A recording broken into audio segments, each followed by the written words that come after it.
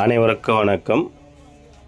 வாழ்க தமிழ், வளர்க நாடகக்கலை. ஆரணி மாநகரம் டி. ஆனந்தன் நாடக அமைப்பாளர். வைகாசி 3 சனிக்கிழமை மே 16/5/2025. இன்று பதிவு காலதாமத காரணம் என்னென்னா, மழை எல்லா நாடகம் நிறுத்தி வச்சுருக்கிறாங்க. அதனால தான் கொஞ்சம் தாமதப்புறம் கோச்சிக்காதீங்க.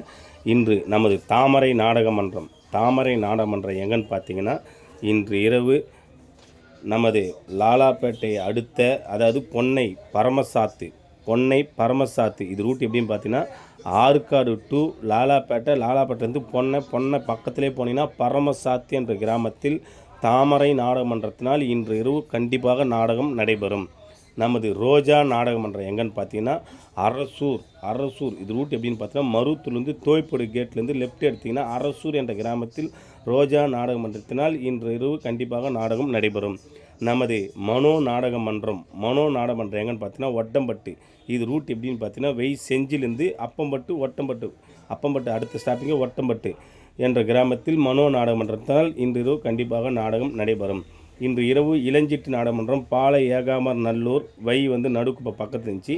மழையின் காரணமாக நாடகம் நிறுத்தப்பட்டது. நமது புனிதா நாடகமன்றம் இந்திரா நகர் ஓட்டேரி வேலூர் இதுவும் மழையின் காரணமாக நாடகம் நிறுத்தப்பட்டது. நமது ரூபினி நாடகமன்றம் பெருமாள்பேட்டை காட்பாடி டு லத்தேரி மழையின் காரணமாக நாடகம் நிறுத்தப்பட்டது. நமது சஞ்சய் நாடகமன்றம் செங்கோணம் போலூர் இதுவும் மழையின் காரணமாக நாடகம் நிறுத்தப்பட்டது. நமது சாலை சங்கீதா நாடகமன்றம் பனட்டூர் திருவள்ளம் டு சித்தூர் இதுவும் மழையின் காரணமாக நாடகம் நிறுத்தப்பட்டது.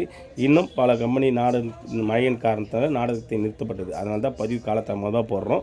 இந்த 3 நாடகமன்றங்களும் கண்டிப்பாக நாடகம் நடைபெறும். ஆகிய மக்களாகிய நீங்கள் ரோஜா நாடகமன்றத்தை பார்ப்பவர்கள் அந்த ஏரியாவில் உள்ளவர்கள் கண்டிப்பாக பார்க்கலாம். பரமசாத்து சென்றால் தாமரை நாடகமன்றத்தையும் பார்க்கலாம். நமது மனோ நாடகமன்றம் ஒட்டம்பட்டு போனீங்கன்னா அதையும் பார்க்கலாம். இன்று இத்தனை மன்றங்கள் தான் நாடகம் இருக்கிறது. நாடகம் பிடித்தவர்கள் கண்டிப்பாக நாடகத்தை போய் பார்க்குமாறு மிக தாழ்மையோடு கேட்டுக்கொள்கின்றோம். என்றும் அன்புடன் டி. ஆனந்தன் நாடக அமைப்பாளர். வாழ்க தமிழ், வளர்க நாடக கலை.